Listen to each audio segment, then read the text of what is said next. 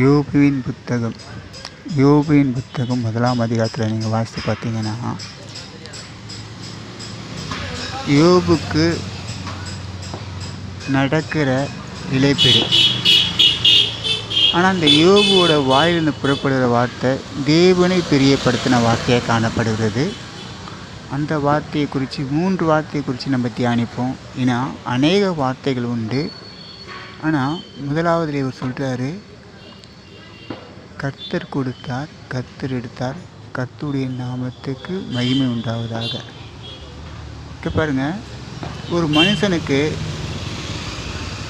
எல்லாம் அழிந்து கொண்டு வருகிற சூழ்நிலையில் அவன் தன்னுடைய நாவிலிருந்து புறப்படுற வார்த்தை எப்படின்னு அர்த்தம், நான் எவ்வளோ நன்மையான காரியங்களை செஞ்சேனே, எனக்கு இப்படி நடந்துடுச்சே, நான் அப்படி இருந்தேனே, இப்படி நடந்துச்சேன்னு நம்ம அதை குறித்து முறுமுறுப்போம் இல்லையா, கேள்விகள் கேட்போம். ஆனால் இந்த யோபு அப்படிப்பட்டவன் இல்லை. செல்வ சீமானாக ஒரு வாழ்ந்த மனுஷன். இப்படி வாழ்ந்த ஒரு மனுஷன்தான் ஆண்டவர் அறிஞ்ச ஒரு அறிவில் இவன் வாழ்ந்தவன் தான். கர்த்தர் கொடுத்தார், கர்த்தர் எடுத்தார் அப்படின்னு சொல்கிறார். இரண்டாவது பார்க்கும்பொழுது அவனுடைய சரீரம் முழுக்க வேதனை, கொடிய பருக்கள், தூள்கள் அழுகி கொண்டிருக்கிறது, சீல் வடியுது, ரத்தம் கொட்டுது, சாம்பலில் உட்கார்ந்து அந்த வேதனையை தாங்க முடியாமல் இருக்கும்பொழுது கூட சொல்கிறாரு, தேவன்கிட்ட நன்மை பெற்றுமே தீமை பெற வேண்டாமோ. இந்த வார்த்தையும் குறித்து பார்த்தா, தேவன் நன்மை செஞ்சாரே, தீமை செய்வது யாருன்னு அவனுக்கு தெரியாதானா, தீமை பெற வேண்டாமோ. அதே போல் 13ஆம் அதிகாரத்தில் சொல்லுவார்.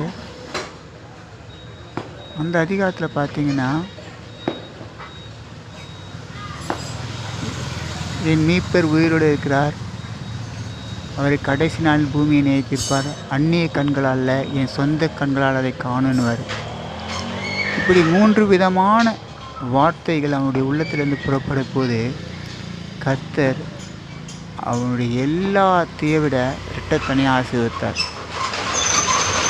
இது எதற்கு பதிவிடுன்னா, நீங்கள் ஒருவேளை சோதனையில் இருக்கலாம், இல்லை துன்பத்தில் இருக்கலாம், கஷ்டத்தில் இருக்கலாம், வேதனையில் இருக்கலாம். அப்படி இருக்கிற சமயத்தில் கர்த்தரை நீங்கள் மகிமைப்படுத்தி உங்களுடைய நாவிலிருந்து புறப்படுற வார்த்தை தேவனை மகிமைப்படுத்தணும்னா கர்த்தர் உங்களை இரட்டத்தனையாக ஆசிரியக்கு வல்லமுள்ள தேவனாய் காணப்படுகிறார். இந்த யோபு புத்தகத்தில் நாம் அறிஞ்சு கொள்ள வேண்டியது என்னென்னா,